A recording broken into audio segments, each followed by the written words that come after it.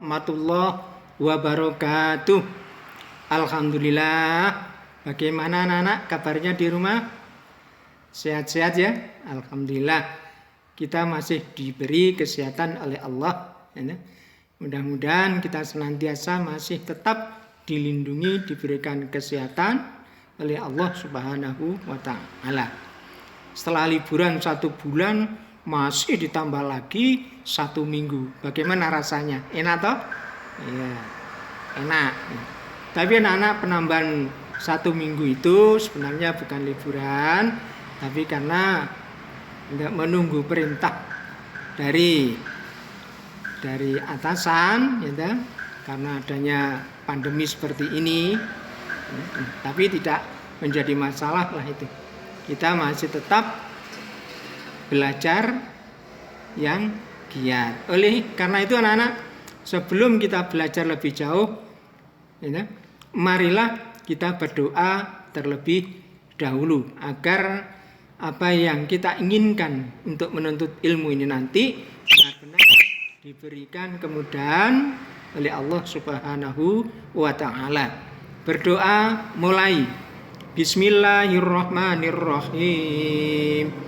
Raditu billahi rabba wa bil islami dina wa bi muhammadin nabiyya wa rasula.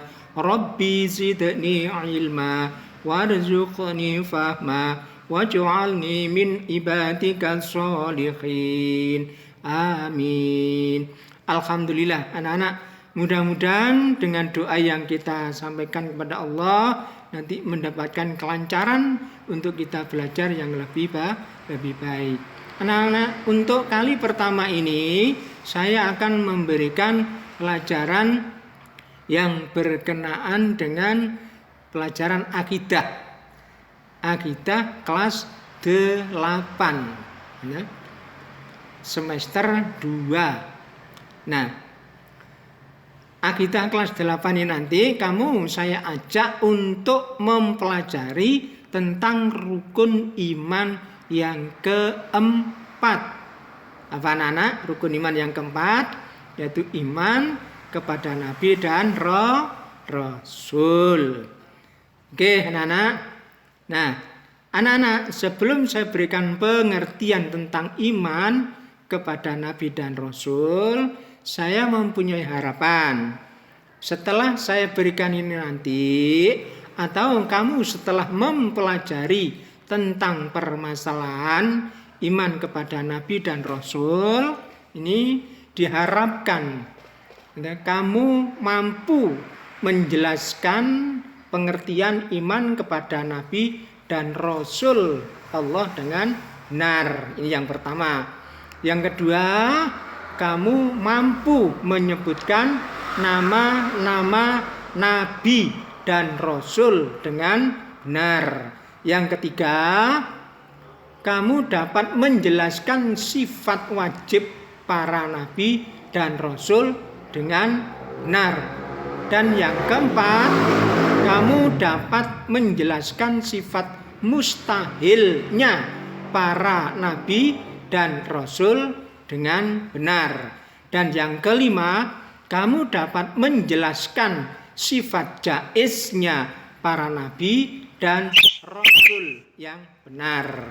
Dan yang keenam, kamu dapat menjelaskan nabi dan rasul ulul azmi dengan benar. Dan yang ketujuh, kamu dapat menyebutkan nabi dan rasul ulul azmi yang diberikan oleh Allah. Dan yang ke-8, kamu dapat menjelaskan hikmah beriman kepada Nabi dan Rasul Allah. Oke anak-anak, itu dengan harapan saya. Bukan pertanyaan tapi harapan. Oleh karena itu, mari kita mulai dengan adanya pengertian Nabi dan Rasul. Perlu you ketahui anak-anak, pengertian Nabi dan Rasul itu tidak sama. yang perlu digarisbawahi, yang pertama saya sampaikan tentang pengertian Nabi dulu. Pengertian Nabi itu kalau diartikan secara bahasa, anak-anak, artinya orang yang diberi atau orang yang menerima berita atau wahyu. Itu kalau pengertian secara bahasa. Dan kemudian pengertian Nabi dengan secara istilah yaitu seseorang yang menerima wahyu dari Allah yang berkenaan dengan syariat agama. Tentunya adalah agama kita, yaitu agama Islam. Nah, kemudian pengertian Rasul.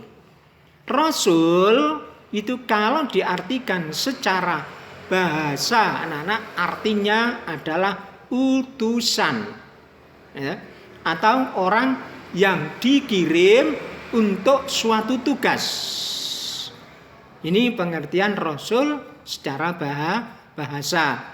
Kemudian pengertian Rasul dengan secara istilah yaitu seseorang yang menerima wahyu dari Allah yang berkenaan dengan syariat agama yaitu agama Islam, dan beliau ditugaskan untuk menyampaikan kepada khalayak banyak atau kepada orang banyak. Ini jadi bedanya kalau Nabi dan Rasul itu sama-sama mendapatkan wahyu, tapi kalau Nabi itu tidak diwajibkan untuk menyampaikan, tapi kalau Rasul wajib atau harus menyampaikan kepada orang-orang lain. Nah, anak-anak, dalam hadis riwayat Bukhari itu sebenarnya kalau kita lihat ini ada 120 orang Nabi dan Rasul. Ini yang menjadi Nabi dan Rasul. Nah, dan yang menjadi Rasul di antara sejumlah itu 311 orang. Ini 313 orang. Ini. Nah, kemudian sampai di antara sejumlah itu kita diwajibkan untuk mengetahui 25 nabi dan rasul. Kalau saya ceritakan lebih panjang lagi, ini karena menyingkat waktu, saya persingkat saja. Dari 25 nabi dan rasul itu, kemudian kita diwajibkan lagi untuk mengetahui 5 nabi dan rasul. Ini. Itu anak-anak. Bisa diterima ya? Alhamdulillah. Dan saya lanjutkan.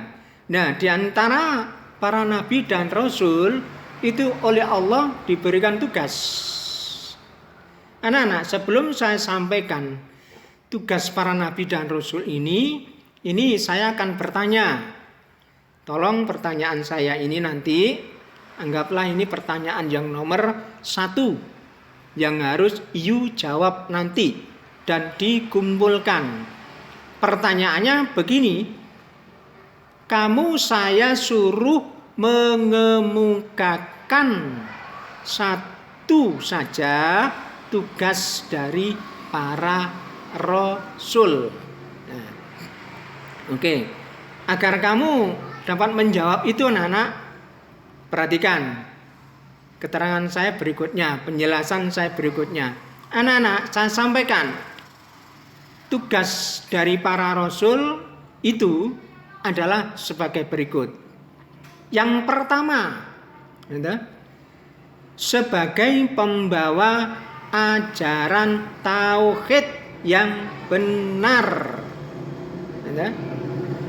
Nah, bagaimana sebagai pembawa ajaran tauhid yang benar itu, yaitu ajaran tentang mengesahkan Allah dan meluruskan kembali ajaran tauhid yang sesat di kalangan kaumnya. Ini. Kemudian yang kedua, tugas para rasul yang kedua sebagai pembawa kabar gembira, bahwa hamba-hamba Allah yang taat kelak akan mendapatkan balasan kebaikan di surga. Ini kabar gembiranya begitu. Kemudian yang ketiga itu sebagai pemberi peringatan bahwa manusia yang ingkar, berbuat kejahatan, maksiat dan menganiaya itu nanti akan mendapatkan balasan di neraka. Kemudian tugas yang keempat yaitu adalah membina kehidupan manusia. Kenapa disuruh membina kehidupan manusia? Agar manusia itu dapat menerapkan akidah yang mulia. Itu diantaranya tugas dari para rasul. Nah, rasul, para nabi dan rasul itu juga memiliki sifat, anak-anak. Memiliki sifat. Nah, dalam hal ini saya sampaikan sifat-sifat rasul. Adapun secara rinci sifat-sifat rasul tersebut, yang pertama adalah sifat wajib. Nah, sifat wajib bagi rasul ini ada 4. 1, sidik. Sidik itu artinya benar. Yang kedua, amanah. Amanah itu artinya dapat dipercaya. Dan yang ketiga adalah tabligh. Tabligh itu artinya menyampaikan. Dan yang keempat adalah fatonah. Fatonah itu artinya cerdas. Nah, ini. Itu anak-anak bisa diterima yang saya sampaikan. Nah, kemudian pertanyaan saya yang kedua.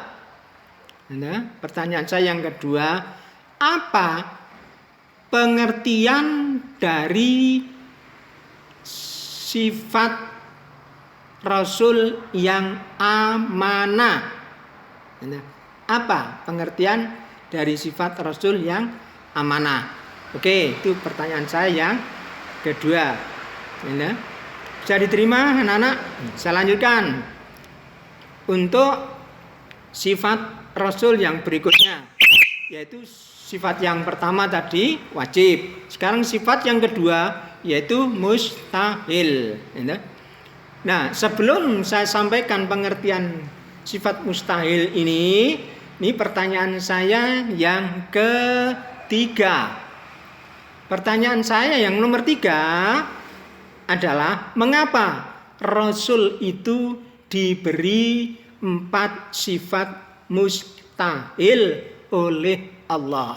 Nah, ini pertanyaan saya yang nomor 3. Oleh karena itu, agar you dapat menjawab pertanyaan-pertanyaan yang saya sampaikan, perlu you perhatikan. Saya kemukakan tentang sifat mustahil bagi Rasul. Anak-anak, sifat mustahil bagi Rasul itu ada 4. Yang pertama adalah kizib. Kizib itu artinya dusta.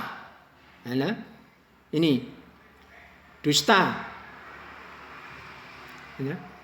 Nah, seorang Rasul tidak mungkin berkata dusta dalam kehidupan sehari-harinya, baik di lingkungan keluarga, masyarakat, apalagi di depan umatnya. Ini. Kemudian sifat mustahil yang kedua yaitu khianat. Khianat ini artinya tak dapat dipercaya. Kemudian sifat mustahil yang ketiga adalah kitman. Kitman itu artinya menyembunyikan. Kemudian yang keempat adalah baladah. Baladah itu artinya bodoh. Ya tidak mungkin Nabi dan Rasul itu bodoh. Nah, kamu dapat menjawab pertanyaan saya tentang mengapa Rasul itu diberikan sifat mustahil. Dan juga perlu you ketahui, mustahil itu pengertiannya adalah merupakan suatu sifat yang tidak mungkin dimiliki oleh para nabi dan rasul. Nah, ini. Kemudian sifat rasul yang ketiga adalah sifat jaiz. Sifat jaiz rasul itu hanya ada satu, anak-anak. Kenapa diberikan sifat jaiz? Karena sifat jaiz para rasul itu adalah aradul basyariyah. Apa artinya? Artinya yaitu bersifat dan berperilaku sebagaimana kebiasaan manusia pada umumnya. Ya, Rasul itu makan, manusia minum, Rasul juga minum. Manusia haus, Rasul juga mengalami haus. Manusia letih, Rasul juga mengalami letih dan lain sebagainya. Itulah anak-anak sifat bagi para rasul. Oke, anak-anak bisa diterima? Oke, saya lanjutkan. Yaitu yang berikutnya adalah tentang Rasul Ulul Azmi. Tentang Rasul Ulul Azmi. Rasul Ulul Azmi. Ini sebelum saya sampaikan pertanyaan saya yang berikutnya. Berarti pertanyaan saya yang nomor 5. Ya, pertanyaan saya nomor 4 atau nomor 4. Pertanyaan saya yang nomor 4.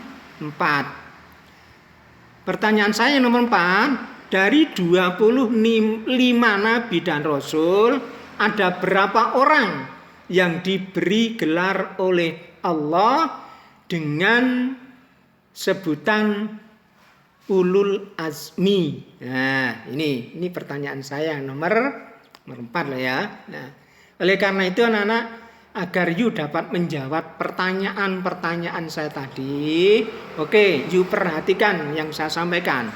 Kembali ke jumlah nabi dan rasul, 25 nabi dan rasul itu. Anak-anak, 25 nabi dan rasul itu yang diberi gelar oleh Allah, yang berupa gelarnya itu ulul azmi. Ulul azmi itu artinya orang yang tabah, yang memiliki keteguhan hati. Keteguhan hati dalam menghadapi dari segala macam cobaan atau ujian dari Allah. Jadi beliau selalu tabah dan taat melaksanakannya. Nah, 5 nabi dan rasul itu diantaranya adalah 1, Nabi Nuh. Yang kedua, Nabi Ibrahim. Yang ketiga adalah Nabi Musa. Yang keempat adalah Nabi Isa. Dan yang kelima adalah Nabi Muhammad. Nah, para rasul ulul azmi itu diberikan mujizat. Tadi apa mujizat? Pengertiannya yaitu kemampuan yang luar biasa. Jadi para nabi dan rasul itu diberikan kemampuan yang sangat luar biasa oleh Allah, agar umatnya itu percaya bahwa dirinya adalah sebagai seorang rasul pilihan dari Allah. Ini. Adapun mukjizat yang diberikan oleh Allah, mukjizat yang diberikan oleh Allah itu 1, Nabi Musa, Nabi Nuh, Nabi Musa. Nabi Musa itu diberi mukjizat oleh Allah berupa tongkat. Nah, tongkat itu nanti dapat berubah menjadi ular. Ular itu ularnya ya paling besar, ular raksasa. Ini mukjizatnya Nabi Musa. Kemudian mukjizatnya Nabi Nuh. Mukjizat Nabi Nuh itu yaitu Nabi Nuh dapat membuat perahu yang sangat besar yang dapat memuat semua umatnya yang beriman yang pada saat itu, karena dilanda banjir. Kemudian yang ketiga, mukjizat Nabi Ibrahim. Mukjizat Nabi Ibrahim ini adalah mukjizat yang dibakar tidak hangus, dibakar oleh api, oleh Raja Namrud yang pada saat itu ternyata Nabi Ibrahim dibakar tidak hangus. Kemudian yang keempat adalah Nabi Isa. Nabi Isa itu diberikan mukjizat dapat mengobati berbagai macam penyakit yang sulit disembuhkan. Ini itu, dan kemudian Nabi Isa itu diberikan mukjizat membuat burung dari tanah. Ini, dan juga selain itu Nabi Isa diberikan mukjizat dapat menghidupkan orang yang sudah is dead walaupun sebentar. Nih, nah kemudian yang kelima adalah Nabi Muhammad. Nabi Muhammad ini oleh Allah diberikan mukjizat dapat adalah terbelahnya bulan menjadi dua. Walaupun hanya tampaknya dapat mengeluarkan air dari celah-celah jarinya. Jadi selain itu Nabi Muhammad itu di celah-celah jarinya ini dapat memancarkan air. Mau diketuk ini keluar airnya.